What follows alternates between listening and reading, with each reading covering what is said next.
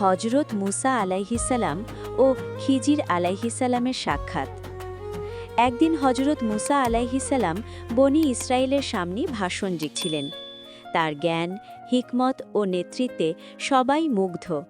তখন এক ব্যক্তি প্রশ্ন করল, হে আল্লাহর নবী, পৃথিবীতে সবচেয়ে জ্ঞানী ব্যক্তি কে? মানুষের স্বভাবগত এক মুহূর্তের অসতর্কতায় মুসা আলাইহিসাল্লাম বললেন, আমি সবচেয়ে জ্ঞানী।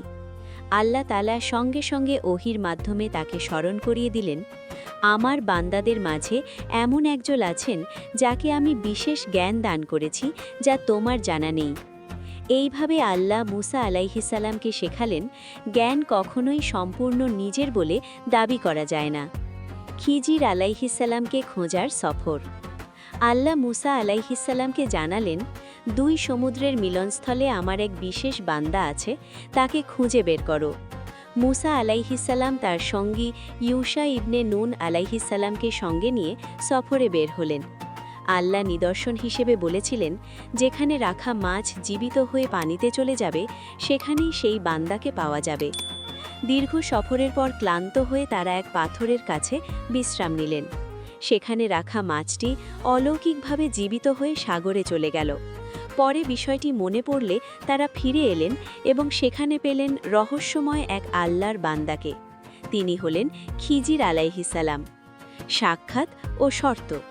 মুসা আলাইহিসাল্লাম অত্যন্ত বিনয়ের সঙ্গে বললেন, আমি কি আপনার অনুসরণ করতে পারি, যেন আপনি আমাকে আল্লাহ প্রদত্ত সেই বিশেষ জ্ঞান শিক্ষা দেন? খিজির আলাইহিসাল্লাম বললেন, তুমি আমার সঙ্গে ধৈর্য ধরতে পারবে না।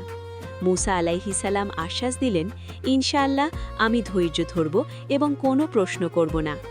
খিজির আলাইহিসাল্লাম শর্ত দিলেন, আমি যতক্ষণ না নিজে ব্যাখ্যা দিচ্ছি ততক্ষণ তুমি কোনো প্রশ্ন করবে না। তিনটি বিস্ময়কর ঘটনা। নৌকা ছিদ্র করার ঘটনা। তারা এক দরিদ্র জেলের নৌকায় বিনা ভাড়ায় উঠলেন।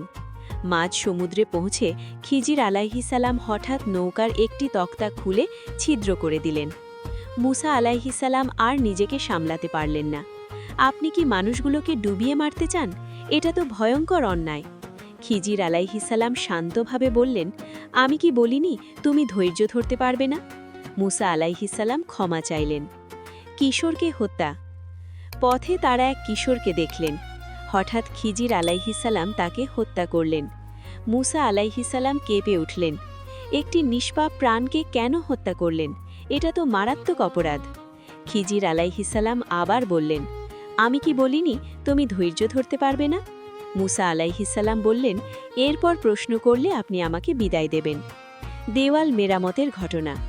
তারা এক কৃপণ গ্রামে পৌঁছালেন। গ্রামবাসী খাবার তো দিলই না, বরং অপমান করল। সেখানে একটি দেওয়াল ভেঙে পড়ার উপক্রম ছিল। খিজির আলাইহিসাল্লাম বিনা পারিশ্রমিকে দেওয়ালটি ঠিক করে দিলেন। মুসা আলাইহিসাল্লাম বললেন, আপনি চাইলে এর জন্য মজুরি নিতে পারতেন। এবার শর্ত ভেঙে গেল। রহস্যের উন্মোচন ও বিদায়। খিজির আলাইহিসাল্লাম বললেন, এখন আমাদের বিচ্ছেদের সময়। তুমি যেসব বিষয়ে প্রশ্ন করেছিলে তার ব্যাখ্যা শোনো। নৌকার রহস্য। ওই এলাকায় এক জালিম রাজা ভালো নৌকা জোর করে কেড়ে নিত। নৌকাটি সামান্য ক্ষতিগ্রস্ত করায় রাজা সেটি নেয়নি। দরিদ্র জেলেদের রিজিক রক্ষা পেয়েছিল। কিশোরের রহস্য। ছেলেটি বড় হয়ে তার ঈমানদার বাবা মাকে কুফুরি ও অবাধ্যতায় কষ্ট দিত। আল্লাহ চাইলেন তাকে তুলে নিয়ে তার বদলে উত্তম সন্তান দান করতে। দেওয়ালের রহস্য। দেওয়ালের নিচে দুই এতিম শিশুর গুপ্ত ধন ছিল। তাদের বাবা একজন নেককার মানুষ ছিলেন। আল্লাহ চাইলেন শিশুরা বড় হলে নিজের সম্পদ নিজে পাক। খিজির আলাইহিসাল্লাম বললেন, আমি নিজের ইচ্ছায় এসব করিনি, সবই আল্লাহর নির্দেশে। এই মহাকাহিনীর গভীর শিক্ষা। ধৈর্য। যা আজ কষ্ট মনে হয়, কাল তার রহমত হয়ে ফিরে আসতে পারে। তাকওয়া। আল্লাহ ভবিষ্যৎ জানেন, আমরা জানি না। বিনয়। নবী হয়েও মুসা আলাইহিসাল্লাম শেখার জন্য সফর করেছেন। ঈমান। আল্লাহর সিদ্ধান্তে প্রশ্ন নয়, ভরসা করতে হয়।